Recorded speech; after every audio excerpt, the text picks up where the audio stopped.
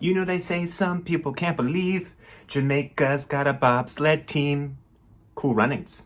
Let's get it.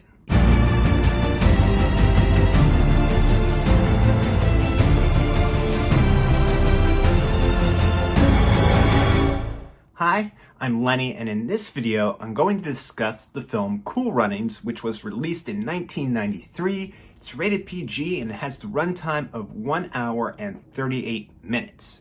So what is the plot of Cool Runnings? What takes place within this movie? The film opens up in November of 1987 in Jamaica, and what's taking place here is people are trying to qualify for the 1988 Summer Olympics, which is going to take place in Seoul, Korea. On the island of Jamaica, Ben Bannock is a track star, a track legend, an Olympic gold medal sprinter, and his son, Dries Bannock, wants to follow in his footsteps. He's had one goal his whole life, and that is to be an Olympic gold winner. In the 100-meter, Dries accidentally gets tripped by Junior Bevel during the race, who also in part trips Yul Brynner. Don't finish at all, they don't rank. Dries goes to Mr. Coolidge, who is the president of the Jamaican Olympic Committee, to see if there can be another trial held. Unfortunately, Mr. Coolidge says the standings are what they are, and that he's just going to have to be patient and wait another 4 years, and then he'll get a shot. While Dries is in Mr. Coolidge's office, he does see on the wall, the Jamaican Sports Wall Hall of Fame, a picture of his father, Ben Bannock, wearing a gold medal and in a photo with a random white guy. And we are told by Mr. Coolidge that this gentleman had the crazy idea of making sprinters and turning sprinters and putting them on the bobsled team. And that he's still, if he hasn't been arrested or deported, probably somewhere on the island. Dries goes to his best friend since childhood, Sanka Coffee, who is the best pushcart racer in all of Jamaica, ask him to be a part of his bobsled team. Now, none of them know what a bobsled is, none of them know what snow is, none of them have really ever watched an Olympic winter event. But Sanka Coffee is down. He's going to be there for his best friend. Dries and Sanka go to seek out the strange individual in the photo, and we find out that his name is Irv Blitzer. He is a 2-time gold Olympian himself in the bobsled, though he looks nothing like his former self. Those glory days are long gone. Irv is played by the magical and the wonderful John Candy. And Dries continues to hound this guy for help and presents him the opportunity that he never got to see if he is right, if sprinters can make good bobsledders. But they do have to get another 2 members for their 4-man bobsled team. So they hold a tryout, or a explanation, a movie night, to see if anyone is interested in joining. Only 2 members remained, and we have Junior Bevel and we have Yul Brynner. Junior Bevel is the individual that accidentally tripped and took along Dries and Yul Brynner with him. So of course there's going to be a little animosity. Now that we have enough members for the 4-man bobsled team, Irv has got to teach them everything about bobsledding. Everything. They don't have snow. First, they even have to qualify to even be given the chance to get to the Olympics, which is going to take place in Calgary, Canada. But they do run into an issue when they realize they don't have funding to even go to the Olympic tryouts. So Irv Blitzer goes to Mr. Coolidge to ask for the money to send the 4 Jamaicans to the Olympic tryouts, and he is denied because Mr. Coolidge does not want the Jamaican athletes to be made as a laughing stock, and he doesn't want the country to be made a laughing stock because this has never happened before. And just because Irv Blitzer disgraced his country of America, he doesn't want to disgrace his country by putting his people out there to be ridiculed and mocked. Lacking the $20,000 that they need, it looks like their dreams are all going to be scrapped. But luckily, Junior Bevel he comes from a very rich family, probably the richest family on the island. Junior's father already has his career path planned out for him. Junior Bevel is going to be going to Webster, and Cohen in Miami, and that's all there is about it. Little does Junior's father know that Junior sells his car to get the money that they need to get them to the Olympic tryouts. To make it to Calgary, the bobsled team has to get a qualifying time, which is a minute 2, which is what they do. The Winter International Committee decides to change the time to a minute flat. Some of the reason for the animosity is because Herb Blitzer, who was on the 1972 Winter Olympic team, he has 2 gold medals, got his team disqualified by hiding weights in the front of the bobsled. And his coach, Kurt, his former coach, Kurt, is on the committee. In a way to kind of get back at his former athlete, and because we have 4 black Jamaicans in a field of all white bobsledders, they decide that they are going to disqualify Jamaica. You can't have a sports movie without a rival.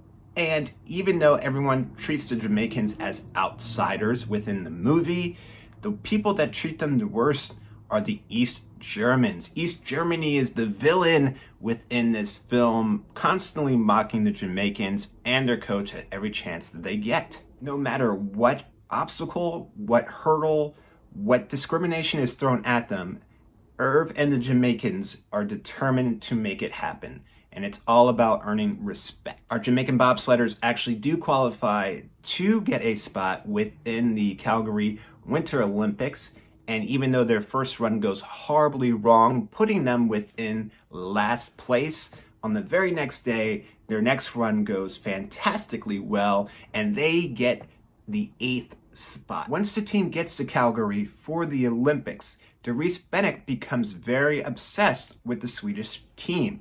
They are one of the best at this sport, and Dries is mesmerized by them. Dries builds his mannerisms and the way that he leads the Jamaican bobsled team on what he is seeing the Swedish team do. Unfortunately, this emulation doesn't work out well for our Jamaican bobsledders, and it takes Sanka Coffee having a conversation with his friend Dries to remind him, if we sound like Jamaicans, if we look like Jamaicans, and we are from Jamaica, then let's be Jamaicans. Let's not be anybody else.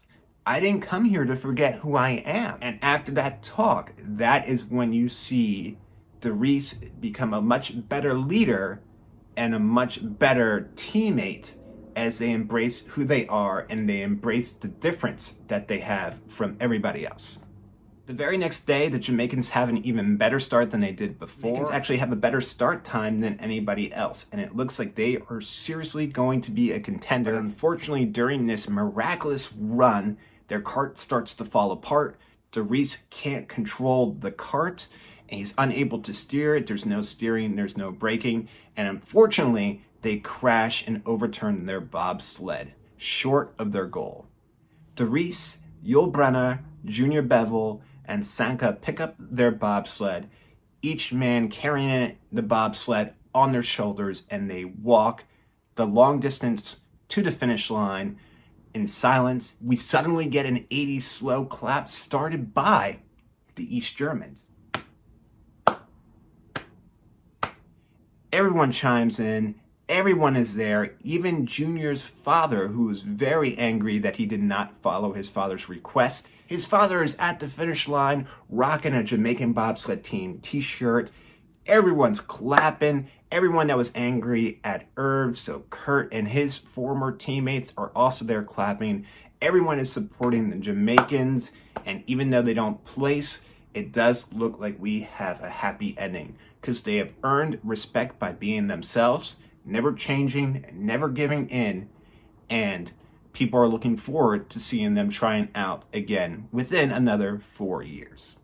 A picture is taken of our Jamaican bobsled team and their coach, and this picture is placed in Mr. Coolidge's office right above Ben Bannock's picture of him and his gold medal with Herb Blitzer is the picture of Dries Bannock, his friends, his teammates, and his coach, Irv Blitzer, also. And that right there is the plot of the film Cool Runnings.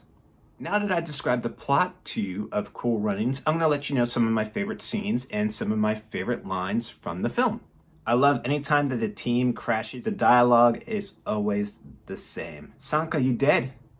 Yeah, man. The very first person that Doris is going to recruit for this team is going to be his lifelong best friend, Sanka Coffee. And once Doris explains to him that it is a winter sport, as he's reading it out of the encyclopedia, Sanka can't get the grasp of what he's actually hearing. You mean winter as in igloos and Eskimos and penguins and ice? When our team first travels from Jamaica to the airport in Calgary, and they have not seen snow yet, and they get stopped in their tracks, they are frozen, an absolute horror of what they're seeing. Sanka gets every item out of his duffel bag that he has, every item of clothing, and puts it on. Even the duffel bag. I'm not smoking, I'm freezing. One of our members of the team, his name is Yul Brenner. Now, more than likely that is not his real name, but Yul's goal is to get off of the island. He doesn't want to be in Jamaica. He feels that he has bigger dreams than what the island can get him. So he already knows where he wants to live when he is successful, when he makes it. Unfortunately, the place that he wants to live in already has house guests. And we find out that it's Buckingham Palace, which is the picture that he carries, that is his dream place, his dream home. Junior Bevel and Yul Brenner didn't start out on the best of terms, but they begin a great friendship during the course of the film, and it's Junior that convinces Yul Brenner to go ahead and follow his dreams. Go ahead, Yul Brenner. You go get your palace. Junior Bevel, who has always let his father dictate what he does in life, needs some confidence, and he needs to stand up for himself. Now that they're friends, Yul Brenner teaches Junior what he sees in him, and has a mantra that he wants him to say. I see pride. I see power. I see a badass mother who won't take no crap off of nobody. When trying to think of a name for their bobsled, Junior Bevel suggests the name Tallulah, which everyone has a good laugh about this, and Sanka replies that it sounds like a $2 hooker. After the laughs have been had, we find out that Tallulah is the name of Junior Bevel's mother.